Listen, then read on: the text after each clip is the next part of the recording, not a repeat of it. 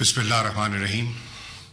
Prime Minister, Cabinet colleagues, Members of Parliament, members of the Armed Forces of Pakistan, members of the Diplomatic Corps in Islamabad, ladies and gentlemen, Assalamu alaikum. In the limited time I have, I want to convey 4 messages.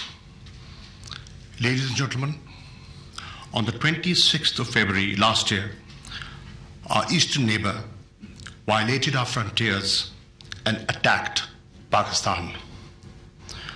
Pulwama incident of 14th of February was used as a pretext for domestic political considerations. On the 27th of February, Pakistan responded, not to escalate tensions, but to demonstrate, firstly, our resolve, and secondly, our capability. My first message to our eastern neighbor is, do not think of any ill-considered misadventure, because if you do, we will respond and respond immediately as our right to self-defense. A peaceful neighborhood is not only our need, because it is in sync with the PTI manifesto, it is our desire as well. And I quote you, Prime Minister, your very first statement before you took oath was, you take 1 step towards peace, we will take 2.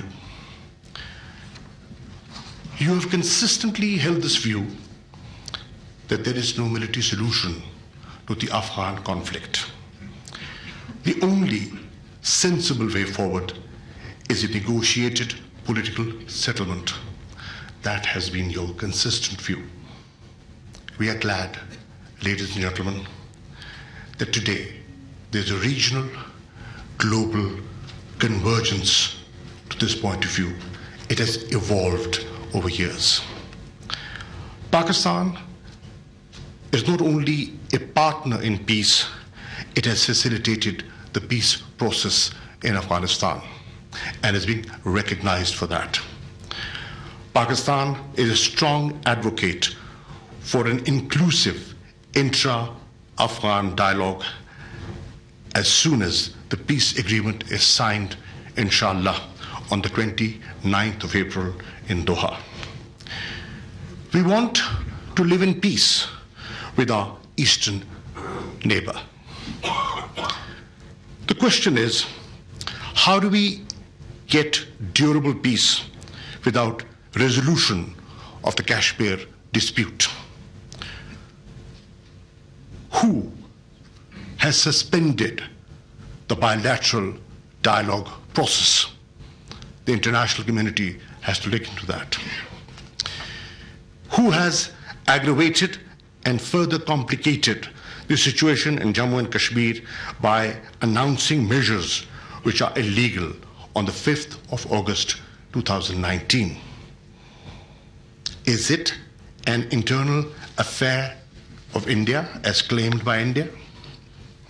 The UN Secretary General here in Islamabad just a few days back negated that point of view.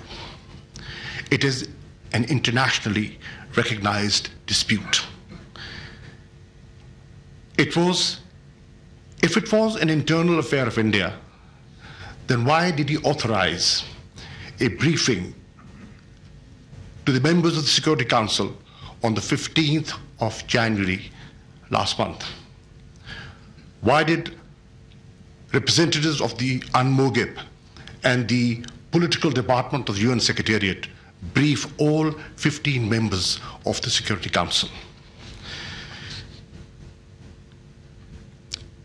Can we, or should we, completely ignore the 2 reports of the UN High Commissioner for Human Rights? Can we overlook the debate that has taken place in the European Parliament vis-à-vis human rights violations in Indian-occupied Jammu and Kashmir.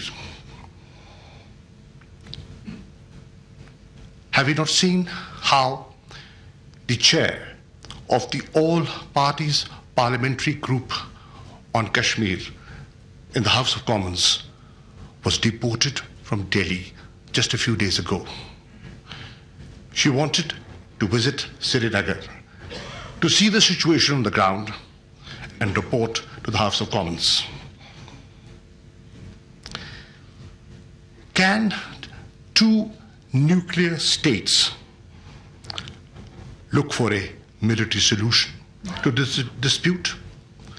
It will be mutually suicidal.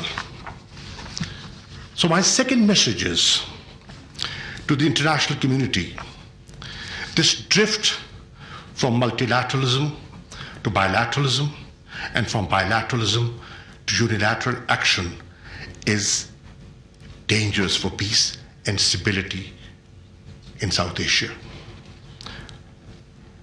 Pakistanis and Kashmiris will never accept the measures announced on the 5th of August 2019. Kashmir is a festering wound, and it will not heal by looking the other way because of political expediency. Pakistan is a diverse country. We have 4 federating units. We speak different languages. We are a parliamentary democracy. We are associated with different political parties in Parliament of Pakistan. But we speak with one voice on Kashmir. All institutions are on the same page.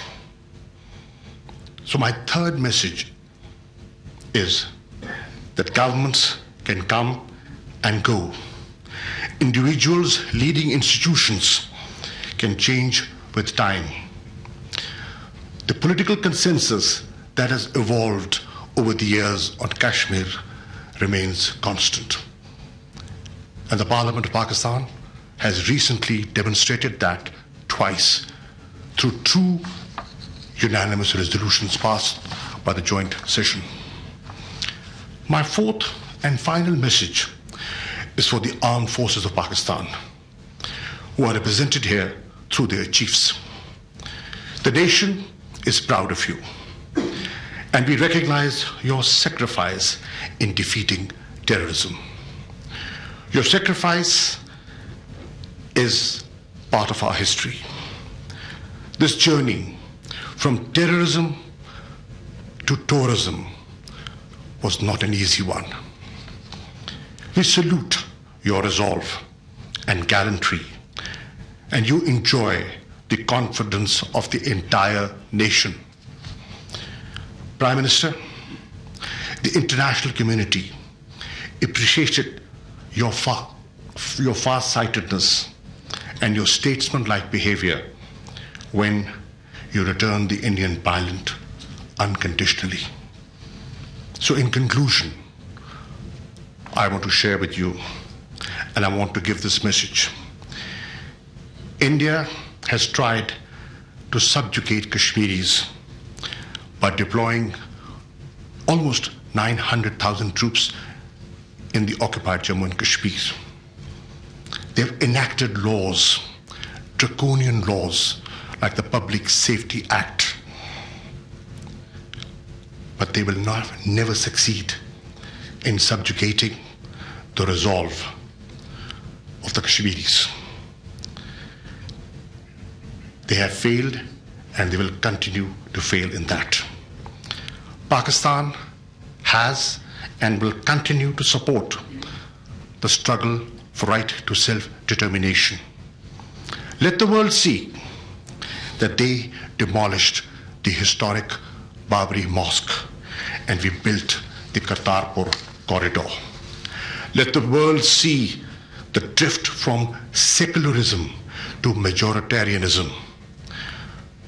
Prime Minister, not one senior leader of BJP government condemned the violence that has taken place in the last 48 hours in Delhi. Not one.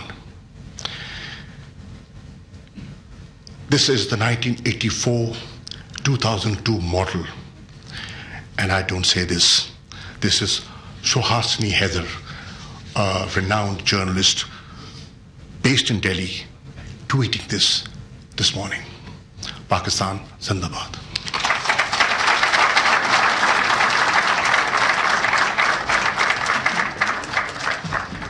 Thank you, sir, for your remarks.